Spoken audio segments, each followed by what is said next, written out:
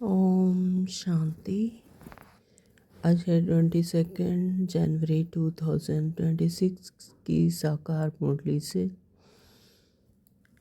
बाबा कहते मीठे बच्चे, हाँ जी बाबा, पढ़ाई और दैवीय करेक्टर्स का रजिस्टर रखो। रोज चेक करो कि हमसे कोई भूल तो नहीं हुई। तो बाबा आज क्या डायरेक्शन दे रहे हैं कि दैवीय करेक्टर्स का भी रजिस्टर रखो। तो जैसे स्थूल दुनिया में हम अपने और आप के लिए रजिस्टर रखते हैं ना, तो वैसे ही बाबा कहते कि दैवीय करेक्टर्स का भी रजिस्टर रखो और रोज़ चेक करो कि हमसे कोई भूल तो नहीं हुई। प्रश्न किया है, तुम बच्चे किस पुरुषार्थ से राजाई का तिलक प्राप्त कर सकते हो? उत्तर है नंबर 1, जब सदा आज्ञाकारी रहने का पुरुषार्थ करो। संगम पर फरमान बरदार का टीका दो तो रजाई का तिलक मिल जाएगा। बेवफादार अर्थात आज्ञा को न मानने वाले रजाई का तिलक नहीं प्राप्त कर सकते। तो बाबा क्या कह रहे हैं, सदा आज्ञाकारी रहने का पुरुषार्थ करो। तो जितना जितना संगम युग पर आज्ञाकारी होंगे, श्रीमत पर चलेंगे, है ना, तो फरमान बरदार बाबा कहते हैं का टीका दो तो रजाई का तिलक मिल जाएगा। जो बेवफादार होंगे यानी आज्ञा को ना मानने वाले होंगे तो उनको रजाई का तिलक नहीं प्राप्त हो सकता। तो नंबर 2, बाबा ने कहा कि कोई भी बीमारी सर्जन से छिपाओ नहीं, छिपाएंगे तो पद कम हो जाएगा। बाप जैसा प्यार का सागर बनो तो रजाई का तिलक मिल जाएगा। तो कोई भी बीमारी है तो बाबा तो कहते कि सर्जन से छिपाओ नहीं। सर्जन कौन है? परम पिता परमात्मा शिव, है ना। तो अगर कोई भी बीमारी है, मोह है, लोभ है, काम है, क्रोध है, अहंकार है, या किसी भी तरह की बीमारी है तो सर्जन से छिपाओ नहीं। अगर से छिपाएंगे तो फिर बीमारी बढ़ती जाएगी और पद कम होता जाएगा। तो बाप जैसा प्यार का सागर बनो तो रजाई का तिलक मिल जाएगा। ओम शांति। ओम शांति। बाबा रूहानी बाप रूहानी बच्चों को समझा रहे हैं, पढ़ाई माना समझ। तुम बच्चे समझते हो यह पढ़ाई बहुत सहज और बहुत ऊंची है और यह बहुत ऊंच पद देने वाली है। तो इस रूहानी पढ़ाई से हमारी आत्मा में बल भरता है और ऊंच पद पाते हैं, सतो प्रधान बनते हैं। और ये सहज है और बहुत ऊंची है। यह सिर्फ तुम बच्चे ही जानते हो कि यह पढ़ाई हम विश्व का मालिक बनने के लिए पढ़ रहे हैं। तो पढ़ने वालों को बहुत खुशी होनी चाहिए। ये ऊंची पढ़ाई है, यह वही गीता एपिसोड भी है, संगम युग भी है। तुम बच्चे अब जगे हुए हो, बाकी सब सोए पड़े हैं। गायन भी है, माया की नींद में सोए पड़े हैं। तुमको बाबा ने आकर जगाया है। सिर्फ एक बात पर समझाते हैं, मीठे बच्चे, याद की यात्रा के बल से तुम सारे विश्व पर राज्य करो, जैसे कल्प पहले किया था। यह समृद्धि बाप दिलाते हैं। बच्चे भी समझते हैं हमें समृद्धि आई, कल्प कल्प हम इस योग बल से विश्व का मालिक बनते हैं। फिर दैवीय गुण भी धारण किए हैं। योग पर ही पूरा ध्यान देना है।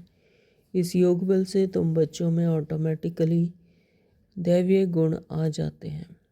बराबर यह इम्तिहान है ही मनुष्य से देवता बनने का। तो जितना जितना योग पर पूरा ध्यान देना है, बाबा कहते हैं कि योग से कनेक्शन से जितना बल जमा होगा उससे ऑटोमेटिकली दैवीय गुण आ जाते हैं। बराबर यह इम्तिहान है ही मनुष्य से देवता बनने का। तुम यहाँ आए हो योग बल से मनुष्य से देवता बनने के लिए, और यह भी जानते हो हमारे योग बल से सारा विश्व पवित्र होना है। योग बल से जितना जितना योग में रहेंगे उतना से जो वायुमंडल बनता है उससे फिर क्या होता है, सारा विश्व पवित्र होता जाता है। पवित्र था, अब अपवित्र बना है। जब सतो प्रधान दुनिया थी तब पवित्र था, और अब आते आते कलयुग में अपवित्र बना है। तो सारे चक्र के राज को तुम बच्चों ने समझा है और दिल में भी है। भल कोई नया हो तो भी यह बातें बहुत सहज हैं समझने की। जो सृष्टि चक्र है वो बना हुआ है स्वास्तिका के चक्र के ऊपर ही बना हुआ है। तो जैसे स्वास्तिका में राइट साइड पहले सबसे पहले चक्र फिरता है, इसका मीनिंग है कि उस समय पूरी सृष्टि जो है राइटियस वे में चलती है। सृष्टि पूरी क्या होती है? सतो प्रधान होती है, आत्माएं सतो प्रधान होती है। सारा तत्व जो है वो पांचों तत्व वो भी सतो प्रधान होते हैं, और प्रकृति भी सतो प्रधान होती है। स्वास्थ्य नीचे की तरफ यानी आत्मा की क्वालिटी कम होनी शुरू होती है। त्रेता युग शुरू हो जाता है। फिर स्वास्तिक चक्र लेफ्ट साइड की तरफ घूमता है, यानी फिर द्वापर शुरू हो जाता है। आत्मा लेफ्ट साइड की तरफ हो जाती है, यानी आत्मा अपने आप को भूलने लगती है, अपने मूल गुणों को भूल जाती है, अपने आप को भूलने लगती है। सृष्टि चक्र सतो प्रधान से सतो फिर रजो में हो जाता है ना। तो फिर उसके बाद शुरू होता है कलयुग, यानी तमो प्रधानता में आ जाती है सृष्टि, है ना। तो आयरन एज भी उसे कहा जाता है। तो आत्मा जो है बिल्कुल विकारों में फंस चुकी होती है, यानी काली हो जाती है। भक्ति मार्ग जो कि द्वापर से शुरू होता है वो भी डाउनफॉल में चलती है ना। पहले इष्ट देव हुई देवताओं की पूजा होती है, लेकिन बाद में तत्वों की पूजा होने लगती है। यहाँ तक कि पत्थर रास्तों की पूजा, है ना, नदियों की भक्ति करना शुरू कर देते हैं, पूजा करते हैं, यानी उनसे भी उनको कुछ ना कुछ प्राप्ति होती है, तत्वों से कुछ ना कुछ प्राप्ति होती है। मतलब इतने डाउनफॉल में आ जाती है आत्मा कि तत्वों से भी उनकी पूजा करके उनसे ही सुख शांति आनंद मांगने लगती है ना। तो बाबा कहते हैं कि भल कोई नया भी हो तो वो भी यह बातें बहुत सहज हैं समझने की, तो देखने मात्र से ही समझ में आती हैं। तो तुम देवता पूज्य थे, फिर पुजारी तमो प्रधान बने, और कोई ऐसे बतला भी ना सके, है ना। तो परमपिता परमात्मा जो कि साक्षी होकर देखते हैं इस सृष्टि चक्र को, जीवन मरण में खुद नहीं आते, मनुष्य चोले में नहीं आते, और पांच तत्वों की दुनिया का शरीर नहीं लेते। हाँ, तो वो ही फिर हमें बताते हैं, और कोई तो बता ना सके, क्योंकि मनुष्य जन्म दर जन्म लेते लेते गिरता ही गया, है ना। क्वालिटीज़ डाउन हो गई, लोअर फ्रिक्वेंसी में आ गई आत्मा, तो खुद को भूल जाते हैं। लेकिन फिर परमात्मा ही आकर संगम युग पर हमें ये ज्ञान देते हैं, हमें अपनी जागृति दिलाते हैं, अपनी स्मृति दिलाते हैं। तो बाप क्लियर कर बताते हैं कि वह है भक्ति मार्ग, यह है ज्ञान मार्ग। तो भक्ति मार्ग में सिर्फ महिमा गाते आए, है ना, लेकिन ज्ञान नहीं था। लेकिन अब बाबा आकर हमें ज्ञान देते हैं। तो भक्ति पास्ट हो गई, पास्ट की भी बात चित वो नहीं। हाँ, तो बाबा ने पास्ट को भी बिंदी लगाने को कहा है कि पास्ट की बातों को भी चितो नहीं तो फिर वही फिर बाद में बार बार याद आती रहती हैं, फिर उसी में फंसते रहते हैं। तो वो तो गिरने की बात है। बाप अब चढ़ने की बातें सुनाते हैं, तो सुना रहे हैं। तो ये संगम युग जो है ये हमारी क्या है? चढ़ती कला। तो चढ़ती कला बाबा कहते हैं ये चढ़ने की बातें सुना रहे हैं, यानी आत्मा की उन्नति की बात बताते हैं, सतो प्रधान बनने की बातें बताते हैं। तो बच्चे भी जानते हैं हमको दैवीय गुण धारण करने हैं जरूर, रोज़ चार्ट लिखना चाहिए। तो बाबा आजकल मुरलियों में रोज़ चार्ट लिखने की बात कहते हैं। तो हम कितना समय याद में रहते हैं, तो अपने अपनी चेकिंग करनी है कि हम कितना समय याद में रहते हैं। अपना चार्ट लिखना है कि आज मैंने 2 घंटे याद किया, चलते फिरते याद किया, है ना, हर कर्म करते हुए याद किया। तो इस तरह से चार्ट बढ़ाते जाएंगे। तो हमारे में क्या भूलें हुई, और भूल की भी भारी चोट भी लगती है। तो उस पढ़ाई में भी करेक्टर्स देखे जाते हैं, मतलब जो स्थूल दुनिया की पढ़ाई है उसमें भी करेक्टर सर्टिफिकेट मिलता है, करेक्टर्स देखे जाते हैं। तो यहाँ भी रूहानी पढ़ाई में भी करेक्टर्स देखे जाते हैं। तो इसमें भी करेक्टर देखा जाता है। बाप तो तुम्हारे कल्याण के लिए ही कहते हैं। उसमें भी रजिस्टर रखते हैं पढ़ाई का और करेक्टर का। यहाँ भी बच्चों का दैवीय करेक्टर बनाना है। हाँ, तो यहाँ पर कांटों से फूल बनते, किसी को दुख नहीं देना, मनसा वाचा कर्मणा, हर किसी को सुख देना है, दुख नहीं देना, मनसा में भी किसी को दुख नहीं देना, भूल ना हो यह संभाल करनी है। मेरे से कोई भूल तो नहीं हुई, इसलिए कचहरी भी करते हैं। तो अपने आप की कचहरी, जैसे ब्रह्मा बाबा अपनी कचहरी खुद ही लगाते थे ना, अपने कर्मेंद्रियों से पूछते थे आज हाथों ने कोई गलत काम तो नहीं किया, आँखों ने तो नहीं किया, कानों ने कोई गलत बात तो नहीं सुनी, और मुख ने कोई गलत बात तो नहीं बोली। इस तरह से कर्मेंद्रियों की चेकिंग करते थे। तो इसी तरह से हमें भी करनी है। और कोई स्कूल आदि में कचहरी नहीं होती, अपने दिल से पूछना है। बाप ने समझाया है माया के कारण कुछ न कुछ अवज्ञाएँ होती रहती हैं। शुरू में भी कचहरी होती थी, बच्चे सच बताते थे तो बाप समझाते रहते हैं, अगर सच ना बताया तो वह भूलें वृद्धि को पाती रहेंगी, है ना। तो मम्मा भी शाम की जो क्लास होती थी उसमें पूछती थी बच्चों से कि किसी ने कुछ अवज्ञाएँ तो नहीं की, तो फिर उसे बड़े प्यार से उन्हें समझाने देते थे। तो उल्टा और भूल का दंड मिल जाता है। भूल ना बताने से फिर ना फरमान बरदार का टीका लग जाता है। अगर उसे बाबा को सच सच बता दें, और तो फिर बाबा क्या करते हैं उसमें समझा नहीं देते हैं, टचिंग कराते हैं, डायरेक्शन देते हैं, है ना। अगर उसे छुपा लेंगे तो फिर माया क्या कुछ ना कुछ अवज्ञाएँ करवाती ही रहेगी। और बाबा कहते फिर ना फरमान बरदार का टीका लग जाएगा, यानी आज्ञा नहीं मानी तो फिर रजाई का तिलक मिल ना सके। आज्ञा नहीं मानते हैं तो बेवफादार बनते हैं, तो रजाई पा नहीं सकते। तो सर्जन भिन्न भिन्न प्रकार से समझाते रहते हैं। सर्जन से अगर बीमारी छिपाएंगे तो पद भी कम हो जाएगा, है ना। तो यहाँ पर भी स्थूल दुनिया में अगर डॉक्टर से कोई बीमारी छिपाते हैं तो फिर बीमारी बढ़ती जाती है। इसी तरह से सर्जन कौन है? शिव बाबा। अगर उनसे बीमारी छिपाएंगे, अपनी कमी कमजोरियाँ छिपाएंगे तो फिर पद भी कम हो जाएगा।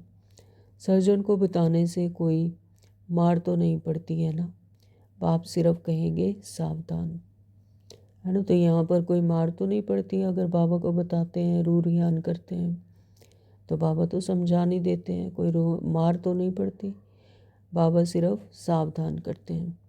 तो फिर अगर ऐसी भूल करेंगे तो नुकसान को पाएंगे, है ना। अगर छुपाने की या ना बताने की ऐसी भूल करते हैं तो फिर नुकसान को पाएंगे। तो बाबा भी सावधान करते हैं कि भूलें मत करो, तो पद बहुत कम हो जाएगा। वहाँ तो नेचुरल दैवी चलन होगी। कहाँ? सतयुग में। यहाँ पुरुषार्थ करना है, तो यहाँ से ही वो दैवीय गुण भर कर जाने हैं, वो दैवी चलन यहाँ से ही सुधार कर जाने हैं। तो बाबा कहते हैं वहाँ तो नेचुरल होगा, लेकिन पुरुषार्थ कहाँ करना है? यहाँ संगम पर। घड़ी घड़ी फेल नहीं होना है। बाप कहते हैं बच्चे जास्ती भूल ना करो। बाप बहुत प्यार का सागर है, बच्चों को भी बनना है। यथा बाप तथा बच्चे, यथा राजा रानी तथा प्रजा। बाबा तो राजा है नहीं, तुम जानते हो बाबा हमको आप समान बनाते हैं। बाबा तो हमें क्या बनाते हैं? आप समान बनाते हैं। जैसे वैसे हम शक्तिवान है, सर्वशक्तिवान है, तो वैसे ही हमें भी मास्टर सर्वशक्तिवान बनाते हैं। तो बाप की जो महिमा करते हैं वह तुम्हारी भी होनी चाहिए। बाबा समान बनना है। माया बड़ी प्रबल है, तुमको रजिस्टर रखने नहीं देती है। हाँ, तो माया भी बड़ी प्रबल है, वो अपनी तरफ मुँह खींच लेती है। तो बाबा कहते हैं कि वो बड़ी प्रबल है, तो अब रजिस्टर तुम्हें रखने नहीं देती।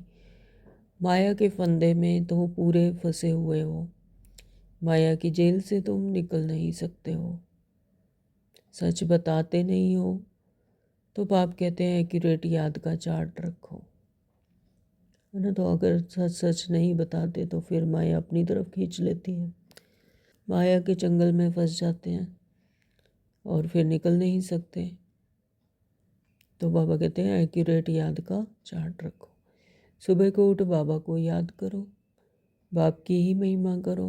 बाबा आप हमको विश्व का मालिक बनाते हो तो हम आपकी महिमा करेंगे। भक्ति मार्ग में कितनी महिमा गाते हैं, उनको तो कुछ भी पता नहीं, है ना। तो भक्ति मार्ग में भी शिव की बहुत महिमा गाते आए हैं, शिव के बड़े बड़े मंदिर बनाए, फिर शिवलिंग की पूजा की, है ना, अभी भी करते आए हैं।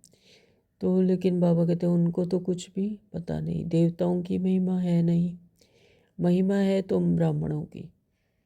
सबको सद्गति देने वाला भी एक बाप है, वह क्रिएटर भी है, डायरेक्टर भी है, सर्विस भी करते हैं और बच्चों को समझाते भी हैं। प्रैक्टिकल में कहते हैं वो तो सिर्फ भगवानुवाच सुनते रहते हैं शास्त्रों से, है ना। तो शास्त्र किसने बनाए, मनुष्य ने। तो भगवानुवाच सुनते रहते हैं शास्त्रों से, जैसे जैसे जिसको समृद्धि आई उन्होंने वैसे ही बैठ शास्त्र बना दिए। तो गीता पढ़ते आते हैं, फिर उनसे मिलता क्या है।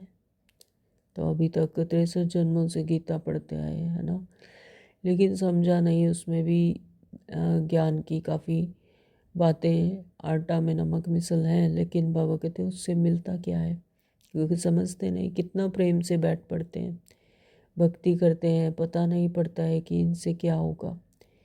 यह नहीं जानते कि हम नीचे की सीढ़ी उतर रहे हैं, है ना। तो सीढ़ी उतर, भक्ति मार्ग में सीढ़ी नीचे उतरते आए कि, और लास्ट में तो जड़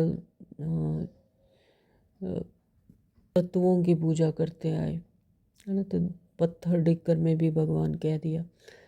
तो दिन प्रतिदिन तमो प्रधान बनना ही है। तो ये भी ड्रामा में नूंद है कि तमो प्रधान बनते हैं, पहले सतो प्रधान, फिर सतो, फिर रजो, फिर तमो, फिर अब तमो प्रधान। तो ड्रामा में नूंद ही ऐसी है, तो ये भी ड्रामा अनुसार होना ही है। तो इस सीढ़ी का राज सिवाय बाप के कोई समझा ना सके, शिव बाबा ही ब्रह्मा द्वारा समझाते हैं। यह भी इनसे समझकर फिर तुमको समझाते हैं। मूल बड़ा टीचर, बड़ा सर्जन तो बाप ही है, उनको ही याद करना है। ऐसे नहीं कहते कि ब्राह्मणी को याद करो, है ना। तो यहाँ पर जो ज्ञान सुनाते हैं तो ब्राह्मणी है, तो उसको नहीं याद करना, किसको याद करना है, पिता को, परम पिता परमात्मा शिव को। तो बड़ा सर्जन कौन है, बाप ही है। याद तो एक की रखनी है, कभी भी किसी के साथ मोह नहीं रखना है ना। तो कभी भी देहधारियों के साथ कोई मोह नहीं रखना। याद किसको करना है, सिर्फ एक परमपिता परमात्मा जो कि निराकार है, बिंदु स्वरूप है, ज्योति स्वरूप है। तो एक बाप से ही शिक्षा लेनी है। निर्मोही भी बनना है, इसमें बड़ी मेहनत चाहिए। सारी पुरानी दुनिया से वैराग्य, यह तो खत्म हुई पड़ी है, इसमें लव व आसक्ति कुछ भी नहीं। कितने बड़े बड़े मकान आदि बनाते रहते हैं, उनको यह भी पता नहीं कि यह पूरी पुरानी दुनिया तो बाकी कितना समय है ना। बड़े बड़े मकान बनाने में लगे हुए हैं, लेकिन ये नहीं पता कि पुरानी दुनिया तो अब ख़त्म होने को है, बाकी कितना समय है। तुम बच्चे अब जगे हुए हो, औरों को भी जगाते हो, बाप आत्माओं को ही जगाते हैं, है ना। परमात्मा पिता आत्माओं को जगाते हैं, अपनी समृद्धि में लाते हैं, अपने सत्य स्वरूप में लाते हैं, बॉडी कॉन्शियसनेस से सोल कॉन्शियसनेस में लाते हैं। घड़ी घड़ी कहते हैं अपने को आत्मा समझो, घड़ी घड़ी क्या कहते हैं, अपने को आत्मा समझो। शरीर समझते हो तो जैसे सोए पड़े हो, है ना। देह भान में आए, देह अभिमान में आए तो जैसे सोए पड़े हुए हैं। आत्मा की स्मृति में आते हैं तो जाग जाते हैं। तो अपने को आत्मा समझो और बाप को भी याद करो। आत्मा पतित है तो शरीर भी पतित मिलता है। तो जैसे जैसे आत्मा की क्वालिटी होगी उसी तरह का शरीर मिलता है। आत्मा सतो प्रधान है तो शरीर भी कंचन काया सतो प्रधान मिलेगा। और आत्मा पतित है तो बाबा कहते हैं कि शरीर भी पतित मिलता है। आत्मा पावन तो शरीर भी पावन मिलता है। बाप समझाते हैं तुम ही इस देवी देवता घराने के थे, फिर तुम ही बन जाएंगे। कितना सहज है। ऐसे बेहद के बाप को हम क्यों नहीं याद करेंगे। सुबह उठकर भी बाप को याद करो। बाबा आपकी तो कमाल है। आप हमको कितना ऊंच देवी देवता बनाकर फिर निर्वाण धाम में बैठ जाते हो, है ना। तो बाबा कितना निष्काम सेवा करते हैं, तो उन्हें हमसे क्या चाहिए। तो बाबा क्या देवी देवता बनाकर ऊंच पद देकर राज्य भाग्य देकर हम बच्चों को फिर खुद कहाँ बैठ जाते हैं निर्वाण धाम में, शांति धाम में, स्टिलनेस में। इतना ऊंच तो कोई बना ना सके। आप कितना सहज कर बतलाते हो। बाप कहते हैं जितना टाइम मिले कामकाज करते हुए भी बाप को याद कर सकते हो। तो ऐसा नहीं है कि जैसे छोटा बच्चा है वो पिता को याद करता है, या माँ है वो अपने बच्चे को याद करती है। हाँ, तो वो उसका चाहे कोई भी काम काज कर रहे हैं तो बच्चा इसको याद ही है ना। उसकी एक कॉन्शियसनेस पूरी अपने बच्चे पर होती है। जैसे छोटा बच्चा होता है तो उसको पूरी उसकी नज़र उस पर होती है। तो इसी तरह से बाबा कहते हैं काम काज करते हुए भी, कुछ भी करते हुए, दिन इस दुनिया के क्रियाकलाप करते हुए सिर्फ बुद्धि से बाप को याद कर सकते हो। याद से ही तुम्हारा बेड़ा पार करने वाली है, अर्थात कलयुग से उस पार शिवालय में ले जाने वाली है। शिवालय को ही याद करना है। श्री बाबा का स्थापन किया हुआ स्वर्ग तो दोनों की याद आती है ना। तो श्री बाबा द्वारा स्थापन किया हुआ स्वर्ग और शिवालय दोनों की याद पड़ती है। तो शिव बाबा को याद करने से हम स्वर्ग के मालिक बनेंगे। तो जितना जितना शिव परमात्मा को याद करेंगे, शिव बाबा को याद करेंगे, तो उतना ही स्वर्ग के मालिक बनेंगे। ये बहुकाल का अभ्यास ही वहाँ पर बहुकाल का राज्य भाग्य दिलाएगी। तो यह पढ़ाई है ही नई दुनिया के लिए। बाप भी नई दुनिया की स्थापना करने आते हैं। जरूर बाप आकर कोई तो कर्तव्य करेंगे ना। तुम देखते भी हो कि मैं पार्ट बजा रहा हूँ ड्रामा के प्लान अनुसार। हाँ, तो बाबा कहते हैं कि बाबा का भी कर्तव्य है ये संगम युग पर आकर हम आत्माओं को जगाना, अपने सत्य स्वरूप में लाना, अपनी आत्मिक समृद्धि में लाना, अपने घर की याद दिलाना। तो बाबा कहते हैं मैं भी ड्रामानुसार पार्ट बजा रहा हूँ। तो तुम बच्चों को 5000 वर्ष पहले वाली पहली याद की यात्रा और आदि मध्य अंत का राज बताता हूँ। तो 5000 वर्ष पहले भी इसी तरह से बाबा ने याद की यात्रा से हमें जगाया था, है ना। तो आदि मध्य अंत का राज बाबा इस समय संगम युग पर आकर बताते हैं।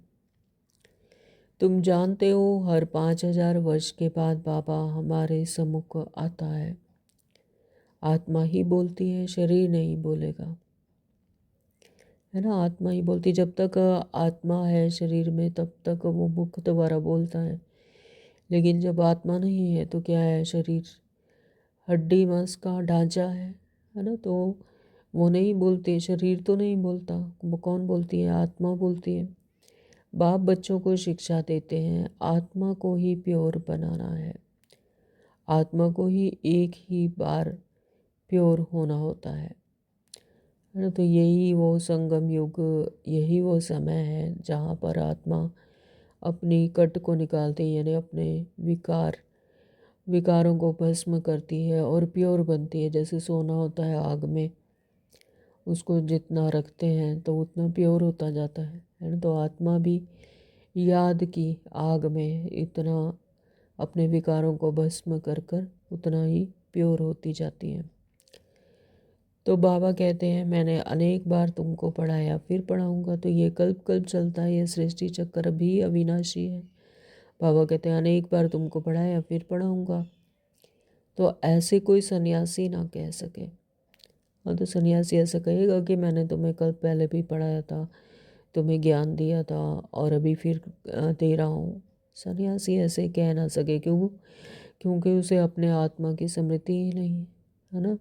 बाप के सत्य स्वरूप की स्मृति नहीं, अपने आत्मा के सत्य स्वरूप की स्मृति नहीं। अपने आप को भूला बैठा है, देह मान रहा है, सन्यासी मानता है।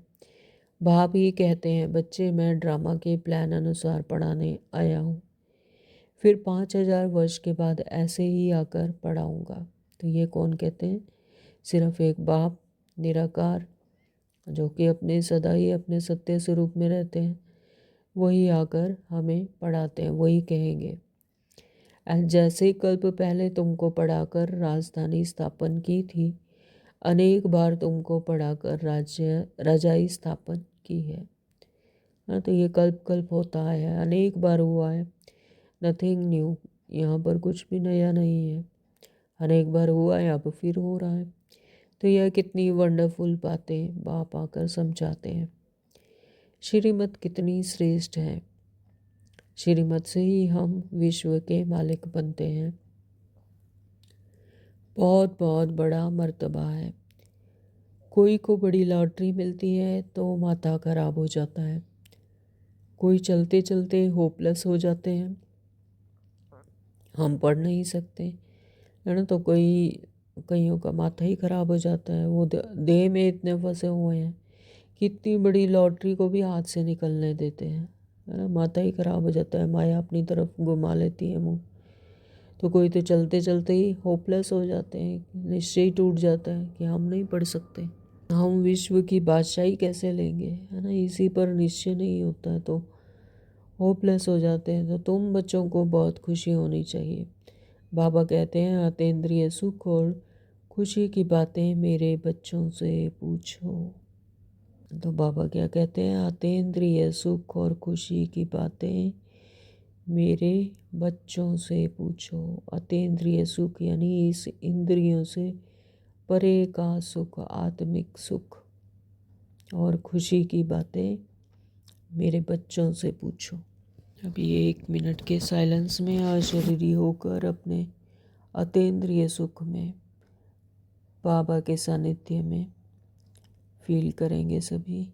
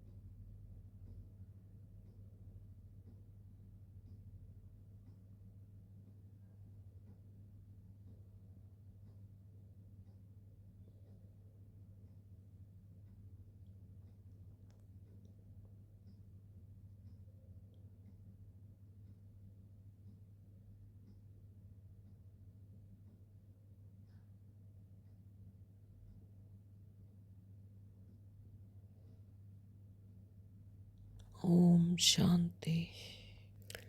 तुम चाहते हो सबको खुशी की बातें सुनाने, तुम ही विश्व के मालिक थे, फिर 84 जन्म भोग गुलाम बने हो। गाते भी हैं मैं गुलाम तेरा। तो इस तरह से कोई गीत बना हुआ है, मैं गुलाम तेरा। समझते हैं अपने को नीच कहना, छोटा होकर चलना अच्छा है। देखो बाप कौन है, उनका कोई जानते नहीं। हाँ, तो बाबा ने तो हमें क्या है अपने दिल तक तनशीन बनाया, कभी छोटा फील कराया नहीं। तो बाबा कहते हैं कि अपने आप को नीच समझते हैं, छोटा समझते हैं, छोटा होकर चलना अच्छा समझते हैं। उनको भी सिर्फ तुमने जाना है। बाबा कैसे आकर सबको बच्चा बच्चा कह समझाते हैं। हाँ, तो बाबा ने तो पिता बनकर हम बच्चों को समझाते हैं। तो यह आत्मा और परमात्मा का मेला है। उनसे हमको स्वर्ग की बादशाही मिलती है, यानी समीपता का रिश्ता बनाया बाबा ने, है ना, पिता का रिश्ता बनाया। तो बाकी गंगा स्नान आदि करने से कोई स्वर्ग की राजाई नहीं मिलती। गंगा स्नान से तो ये शरीर के विकार दूर हो सकते हैं, है ना, शारीरिक तौर से स्वच्छता होती है। लेकिन जो आत्मा का परिवर्तन है वो तो परमात्मा की याद से ही होती है। स्वर्ग की राजाई नहीं मिलती गंगा स्नान से। गंगा स्नान तो बहुत बार किया।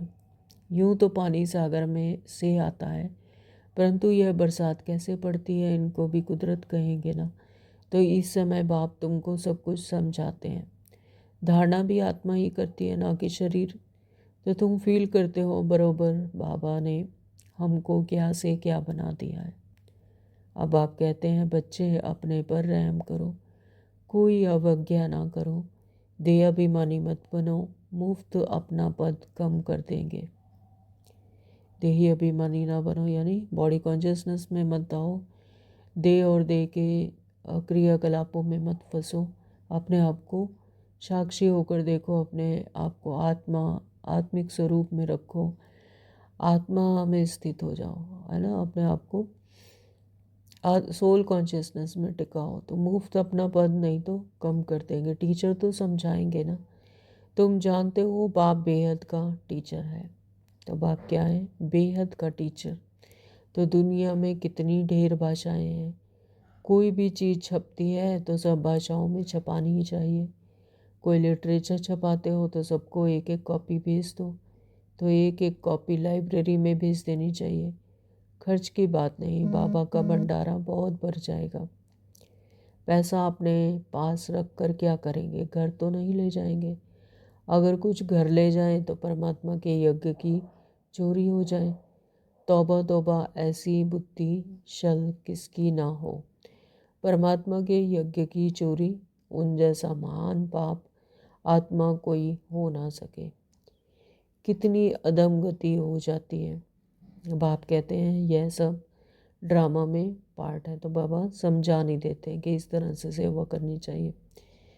तो लिटरेचर आदि छपाते हैं तो उसकी एक एक कॉपी हर तरफ छपानी चाहिए, और भाषाओं में भी, ताकि हर आत्माओं को वो मिले।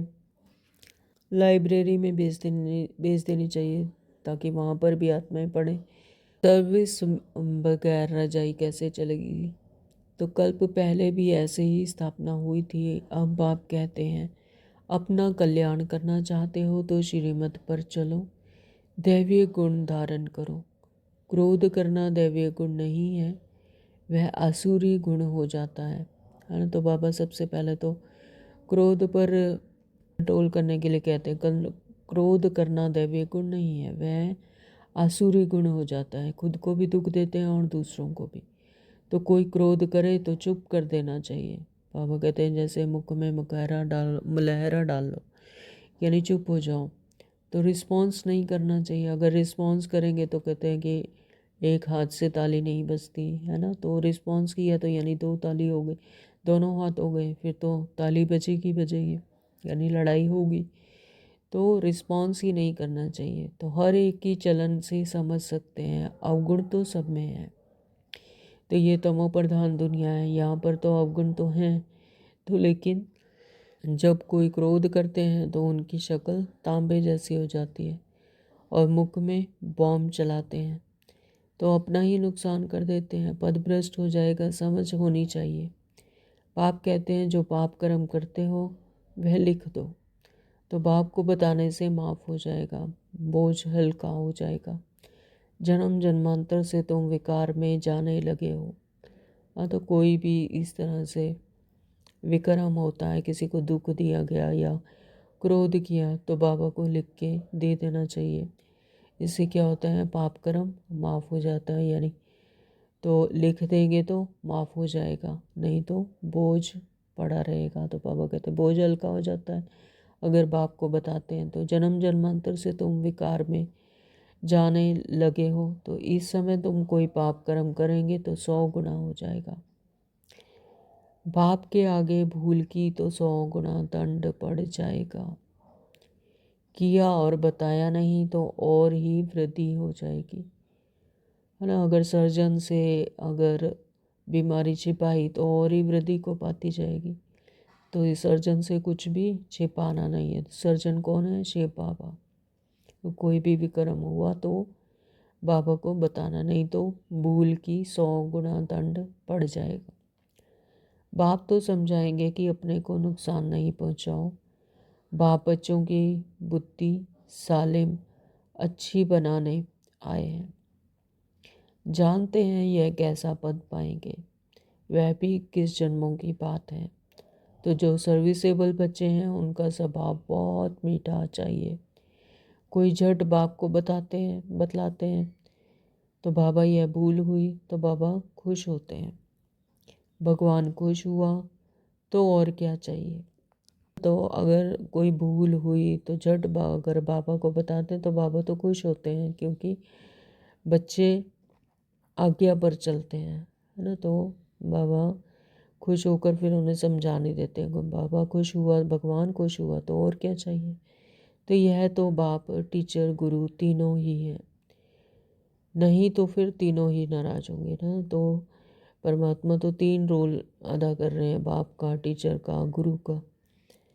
तो अगर नहीं बताया तो फिर तीनों ही नाराज होंगे। तो इसलिए बताना ज़रूरी है। तो फिर बाबा खुश होकर समझाने देते हैं। अच्छा, मीठे मीठे सिखलदे बच्चों प्रति माता पिता बाप दादा का याद प्यार और गुड मॉर्निंग। रूहानी बाप की रूहानी बच्चों को नमस्ते। हम रूहानी बच्चों की रूहानी माता पिता बाप दादा को याद प्यार और गुड मॉर्निंग। नमस्ते जी, नमस्ते जी। शुक्रिया मेरे मीठे बाबा, आपका बहुत बहुत शुक्रिया।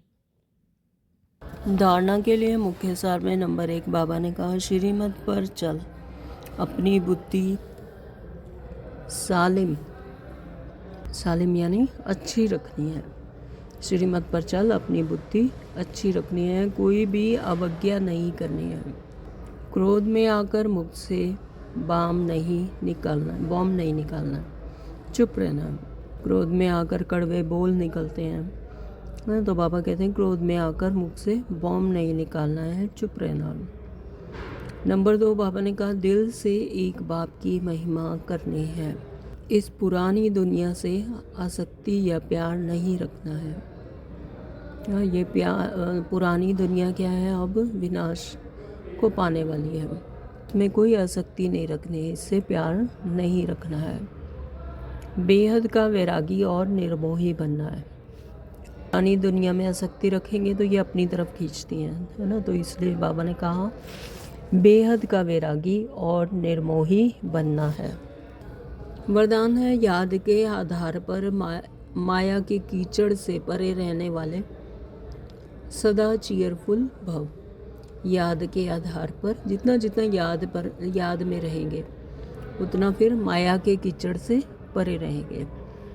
तो बाबा ने कहा याद के आधार द्वारा माया के कीचड़ से परे रहने वाले सदा चीयरफुल भव। आज चीयरफुल भव का बाबा ने वरदान दिया, तो बहुत सुंदर वरदान है।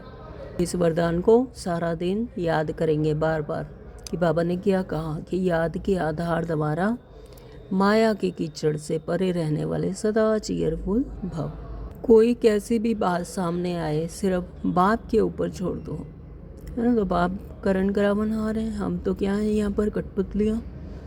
तो जिगर से कहो मेरा बाबा, मीठा बाबा, तो बात खत्म हो जाएगी।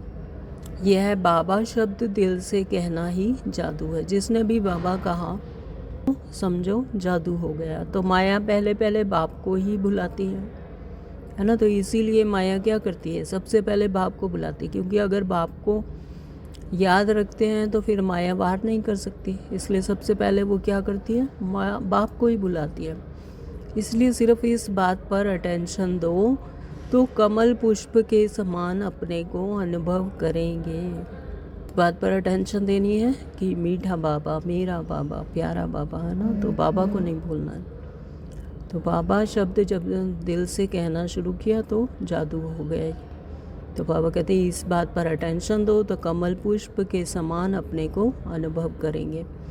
याद के आधार पर माया के समस्याओं की कीचड़ से सदा परे रहेंगे। कभी किसी भी बात में हलचल में नहीं आएंगे। सदा एक ही मूड होगी, कौन सी? चीयरफुल। सदा खुश रहेंगे, एक ही मूड होगी, चीयरफुल। स्लोगन दिया बाबा ने, पवित्रता की धारणा व धर्म को जीवन में लाने वाले ही महान आत्मा हैं। जितने जितने पवित्र बनते जाएंगे, पवित्रता की धारणा करते जाएंगे, जीवन में लाएंगे तो महान आत्मा बन जाएंगे। तो बाबा ने कहा पवित्रता की धारणा व धर्म को जीवन में लाने वाले ही महान आत्मा है। ओम शांति। आज के अव्यक्त इशारे हैं, इस अव्यक्त मास में बंधन मुक्त रह जीवन मुक्त स्थिति का अनुभव करो। स्वयं को बंधनों से मुक्त करने के लिए अपनी चलन को और जो कड़ा संस्कार है उसे चेंज करो।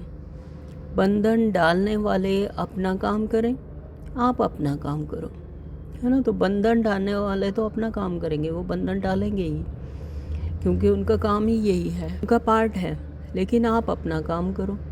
उनके काम को देखकर घबराओ नहीं। जितना वो अपना फोर्स से काम कर रहे हैं, आप अपना फोर्स से करो, है ना। तो आपका क्या काम है, बाबा ने आपको क्या काम दिया है, श्रीमत पर चलकर आप अपने फोर्स से काम करो। तो उनके गुण उठाओ कि वह कैसे अपना कर्तव्य कर रहे हैं, आप भी करो। यानी हर बात में उनकी विशेषता, कि हर किसी की विशेषता देखो कि वो अपने काम में कितने निपुण हैं, कर्तव्य कर रहे हैं। तो आप भी अपने काम में वैसे ही निपुण बनो और वैसे ही कर्तव्य करो। अपने को बंधन से मुक्त करने की युक्ति रचो। Om Shanti. Thank you Baba.